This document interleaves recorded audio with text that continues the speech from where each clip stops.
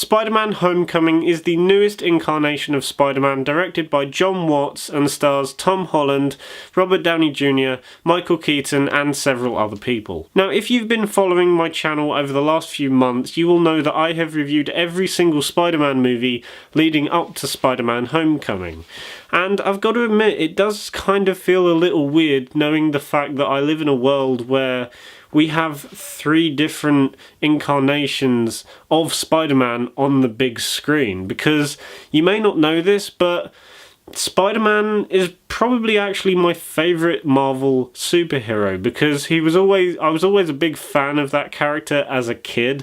I always used to watch the 90s cartoons, and when it comes to the comics, I'd like to say I kind of know what I'm talking about when it comes to him and his villains. Which is why I'm happy to say that Spider-Man Homecoming will not just please regular viewers that see it just because they want to see it, but it will also please lifelong fans of Spider-Man like myself. And I know you've probably heard this in every other review of Spider-Man Homecoming, but what they're saying is true.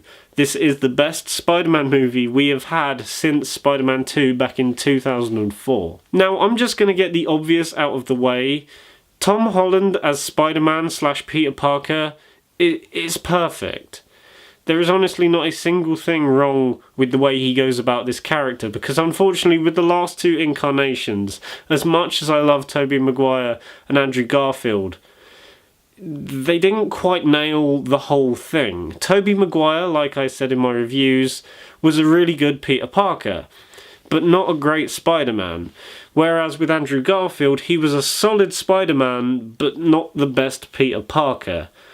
Tom Holland manages to nail both roles really well. When he's Peter Parker, you can tell that he's just a regular, normal, innocent boy who's just trying to get through high school, and he's going through the regular struggles that any other teenage boy at that time will have to go through.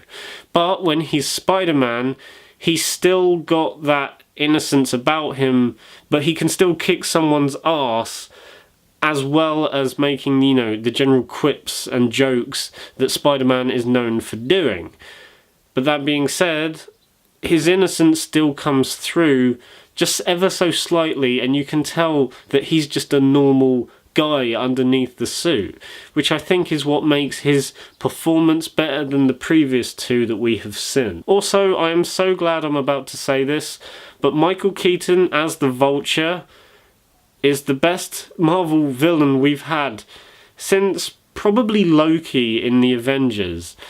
He's just a really well-rounded and solid villain. He's menacing when he wants to be, but his overall morals and the reasons to why he's doing what he's doing completely makes sense, which makes him an easy-to-root for villain, which you don't really get nowadays in not just Marvel movies, but any superhero movie. Robert Downey Jr. is good yet again as Iron Man, but yet again he now owns that role.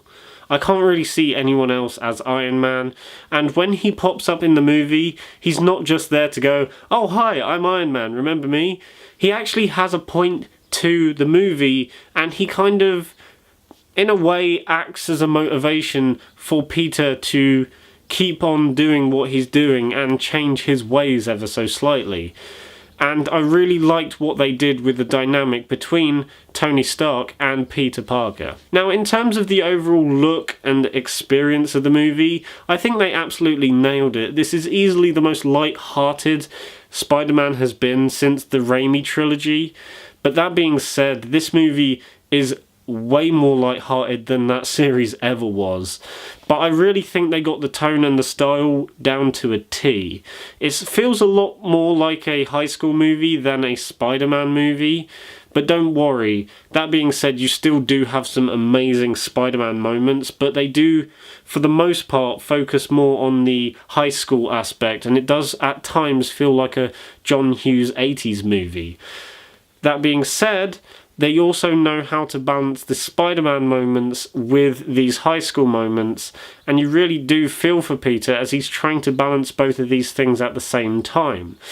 That being said, they're both handled as well as they could have done, despite the fact that it does kind of imbalance the pacing. For as much as they get those two things right, the pacing kind of suffers a bit for it. Also, one thing I will say, and I won't go into spoilers, but all I'm going to say is that they actually go in certain routes that you don't really expect a movie like this to go.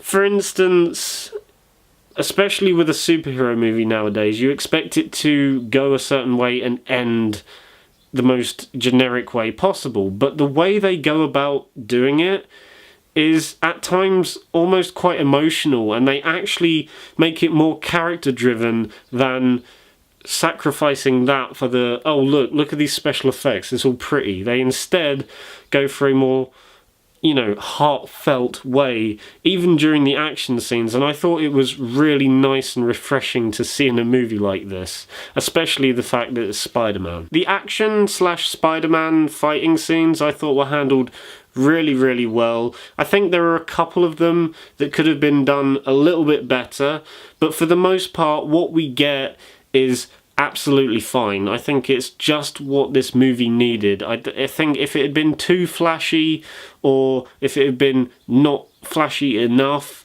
then you would have been, it would have been a double-edged sword. But I think they find that perfect line of where to go with the action scenes.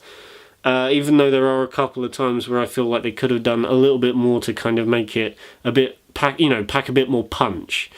But for the most part, I think they do their job as well as they could have done. Now, unfortunately, I do have a couple of nitpicks with the movie. Like I said, the balancing of tones does kind of make the pacing suffer ever so slightly. I mean, it doesn't ground the movie to a halt at all. It just makes it feel a bit discombobulating at times. Another thing that didn't quite settle with me are some of the choices they made to minor side characters. I mean, they do kind of work, and I'm not going to get into what they are because they are kind of spoiler territory. But some of them just didn't quite settle with me, especially the fact of who they cast for certain characters. I can understand what they were trying to go for. I completely get the route they were trying to get to with certain characters. But there are just some that I think would have to take a couple of rewatches for me to fully agree or disagree with. At the moment, I'm kind of 50-50 about them, but I feel if I watch it more, or if they appear in future Spider-Man movies, I think I may be leaned to get on board with them. Also, no matter how enjoyable or entertaining this movie is, there are a few times where it just does feel like another Marvel movie. That being said, like I said before, the story does subvert expectations somewhat and goes in a completely different direction, and from there on, it does do its own thing. But there are a couple of moments throughout the movie that just feels, similar to any other Marvel movie, because they've got to the point now where the tone and style of their movies does kind of feel a little bit samey. But their movies do feel individual enough to make them individual things and unique to their own.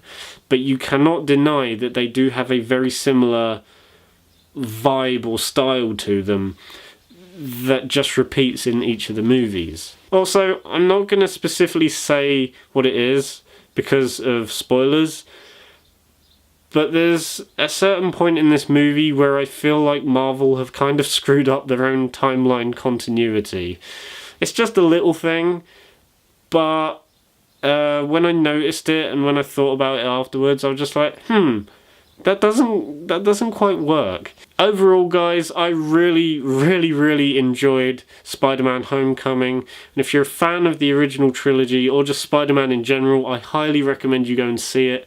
I'm going to give Spider-Man Homecoming an 8.5 out of 10. It's one of the best superhero movies I've seen so far this year, but yet again, we haven't really had that many so far.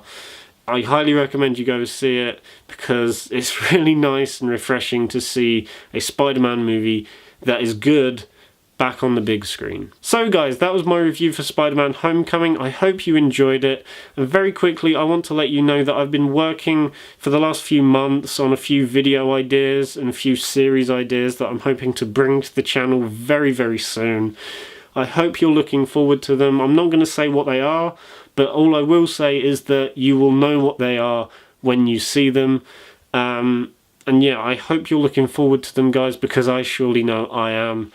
If you've enjoyed this video, then give it a thumbs up. Subscribe to the channel if you haven't already, and I will see you in the next one. Bye.